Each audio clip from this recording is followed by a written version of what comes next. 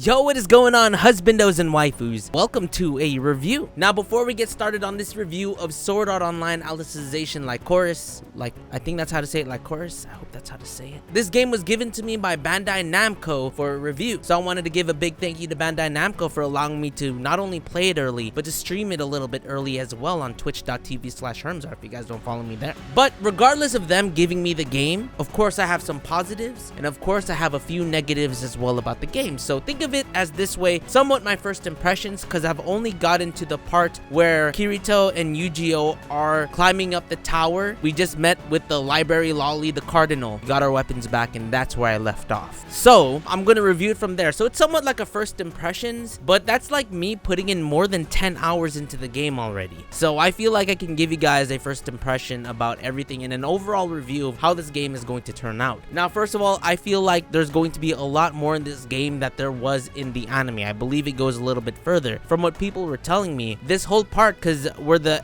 game begins, it starts with the fight with the Pontifex, and personally I thought, oh, okay, that's where the game is going to end. But at the point where I'm at, I'm still on chapter 1, so I feel like we're going to get War of Underworld as well. So there is a lot to break down here. So wow, I don't know if I'm gonna go past where we are in the anime, because the anime is coming out weekly as well. As you guys know, if you did not know, I do a reaction review series to that, so if you guys check that out. As someone who is heavily enjoying Alicization, I really wanted to give my honest opinions about this game, especially before you guys get it, if you do plan on buying it. Now, the first question that a lot of people ask me on the live stream is, how does it correlate to the anime? How close is it? Now, there are a lot of moments in the anime where there are time skips in the first half of the anime of Alicization, like where Kirito and Yu-Gi-Oh leave Rulid and then go into, I forgot what, Zakaria, and then they end up and then they go into the school and etc. There's a lot. There's a big time skip. So what this game does, it kind of puts what was missed in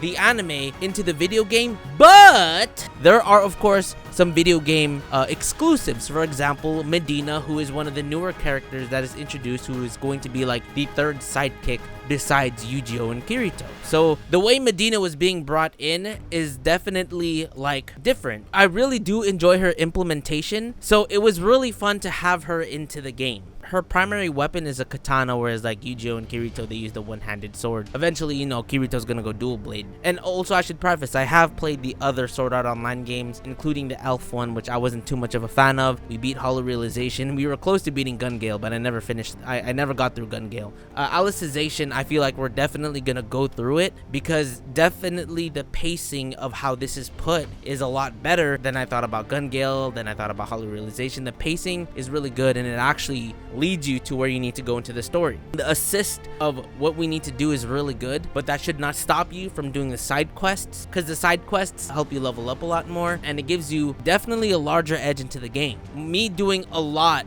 most if not all of these side quests that were given to me, if my level was appropriate, definitely gave me an edge whenever we had to fight a boss. Like for example, there was a fight when we were with Lina Senpai, Yu-Gi-Oh and Kirito. In the anime, that's when we would fight Vork, but in this one, instead we fight a different noble who was getting mad at us for hunting a beast who was in the territory that he was trying to hunt. So it was like this weird story, but it was funny because I was like, if you really wanted to hunt this beast, why did it take you so long to hunt it? And it only took me like 1 minute, but we were like 5-6 levels ahead of that boss fight, so it was easy. I was taking on 5 of the nobles by myself while Yu-Gi-Oh and Lina were just watching from the back. Utter destruction, not even a scratch. But of course, you know, the dialogue after that, I was like, oh, that was a close one. No, it wasn't. It was fast.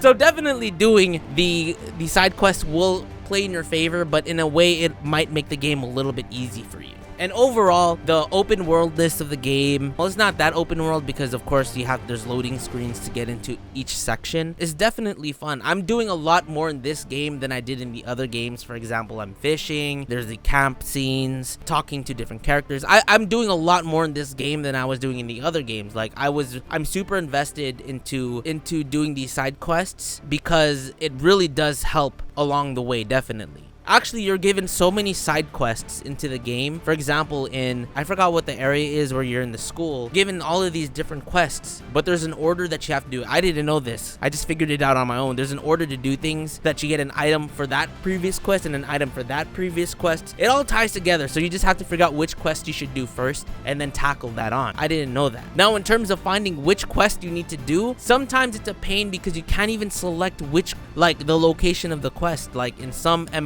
most MMORPGs, you can choose which quest you want to go and it leads you to that direction where you need to go. Whereas in this game, it doesn't do that. You kind of have to find the location of that. Even in MMORPGs, you could go to a location that it'll lead you to a location you've never been to. Whereas this game, you actually have to explore the whole map before you do that. Now, when it does that at the same time, even if you have the whole map explored, you can't even select the quest that you want to do. You have to kind of find it on your own, and that made it a lot harder for me to find out where things are. But even then, what it did, it just made me explore the game more and made me enjoy the game. In a way, it complemented the game that we had to explore everything and try to find the area, but sometimes you're just stuck into finding what you want to do. Another question that I got a lot was like, how is the combat system? I enjoy the combat system. It's really cool. It's like every SAO game with skill sets. And one thing that was added was, of course, the sacred arts. My dumbass decided to kind of play around with the sacred arts hella late into the game. When we were fighting that one guy with the whip, I forgot his name, but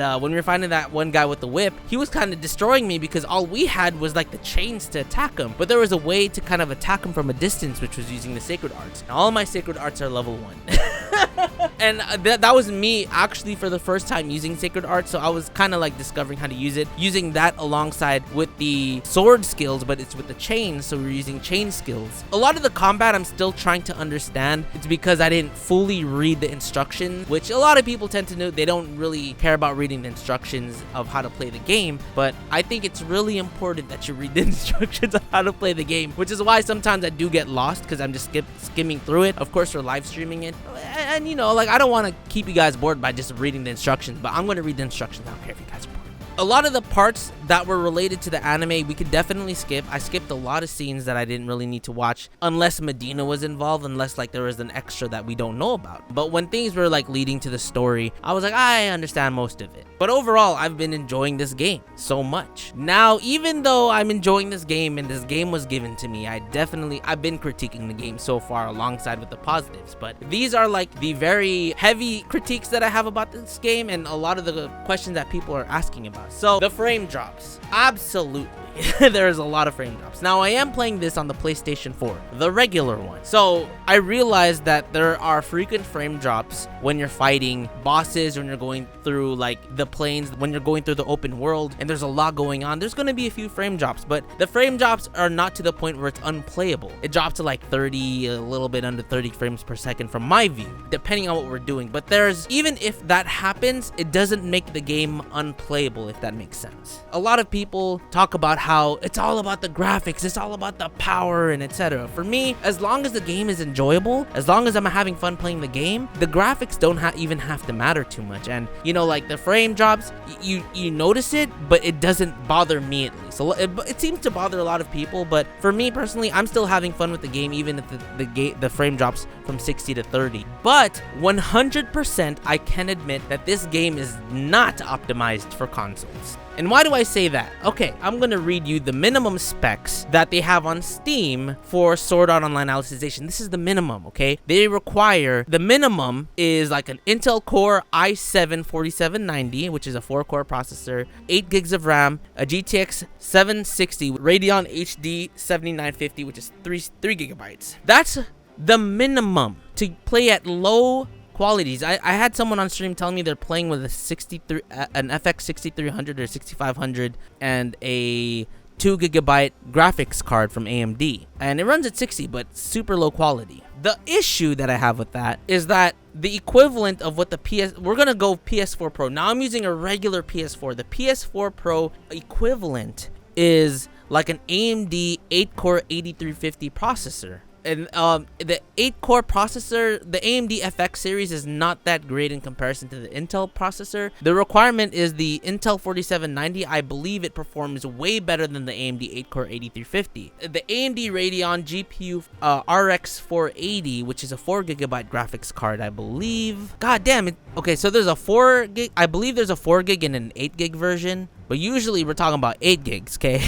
Usually we're thinking that it's an 8 gig card that they're recommending, and 8 gigs of DDR3 RAM. So that's generally like the equivalent to a Pro. And according to some of my friends that have the PlayStation 4 Pro, it does dip in frames regardless. What that means for me is that when Aqua, I think that's how to say it, the developer of this game, developed this game, they didn't develop it for the consoles. They developed it for like a PC. The recommended specs is an Intel Core i7-9700 or an AMD Ryzen 5 3600, which is a pretty powerful system if I do say so myself. 16 gigs of RAM? You need 16 gigs of RAM. And an NVIDIA GTX 1070 8 gigs or Radeon RX Vega 56 8 gigs. That's the recommended. That is not what that is far beyond what a PlayStation or an Xbox has. 1,000,000% recommended. So we're running barely on the minimum specs that they recommend. So I 100% think that the PS4 is not, they did not optimize this game for the PS4. That's why there's so many drops. It's like I said, it's still playable. It doesn't bother me at all, but that just shows you that this game wasn't really optimized for the PS4, at least from what I'm seeing. I could be wrong. I'm not 100% right, but that's how I feel because I built my computer. So if I asked Bandai to give me this game on the PC, the game would run way smoother because I'm beyond the recommended specs. But I feel like it was right for me to get it on the PS4 because I feel like more people would probably buy it on console. On top of that, the battle optimization is not too great. You would think, regardless of us being like level 19, we're a level 19 sword user, we can take on a level 20 chicken. But that level 20 chicken seems to body me and my level 19 comrades all the time. We're not strong enough for a chicken or whatever. It looks like a chicken to me.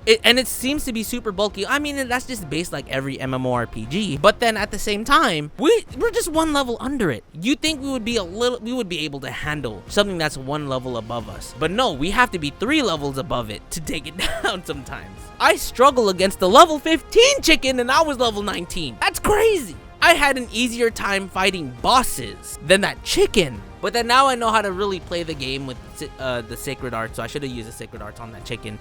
It might have done more damage. But still, I still think our sword play is good enough, especially since we're using Kirito. But that also leads, we should pay attention to the tutorials because the tutorials are very important about how we're going to play the game and how we're going to be able to progress through the game easily.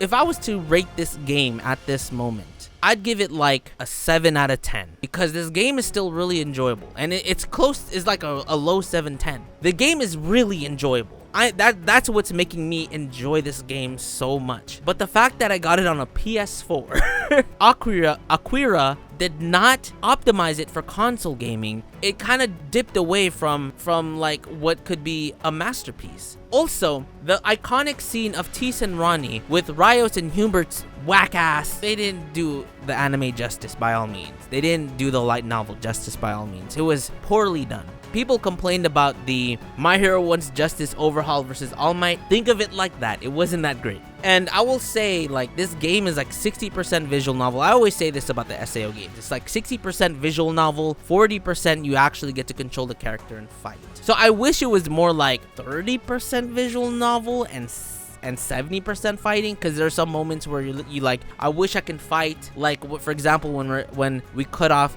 Humbert's arm and then Kirito kills Rios. I wish that was us handling that, but it was just a cutscene, a very poorly done cutscene. There's a lot of moments like that where Medina fights her fiance. I wish we did that ourselves, but we couldn't. A lot of it is visual novel. And if you're a visual novel, that's fine. Like I've played a lot of visual novels. For me, it didn't bother me too much, but it did bother me because I was like, damn, I wish that was me fighting Rios and Humbert. Like when Yu-Gi-Oh was fighting Humbert, I wish they gave us that opportunity, but they didn't. But I still give this game a 7 out of 10 because the moments that we did play were really fun. I just wish they gave us more playtime. That's just me. Another recommendation, don't get it for console. Get it on PC. Unless you want like the physical copy, that's fine. But I would recommend it for PC just because I feel like the game was more optimized for the PC than it was for the PlayStation. But anyways, guys, that's my overall review for Sword Art Online Alicization Lycoris. I had a lot of high hopes for this game. Did disappoint me from time to time, but regardless, the game is enjoyable and like it has its beautiful moments. But it falls short on a lot of the things. I feel like I would enjoy it more if I had it on PC. Let's just say that. Anyways, guys, that's my review. Make sure you guys go ahead and drop a like. Let me know if you guys are picking up the game as well. But yeah, that's that.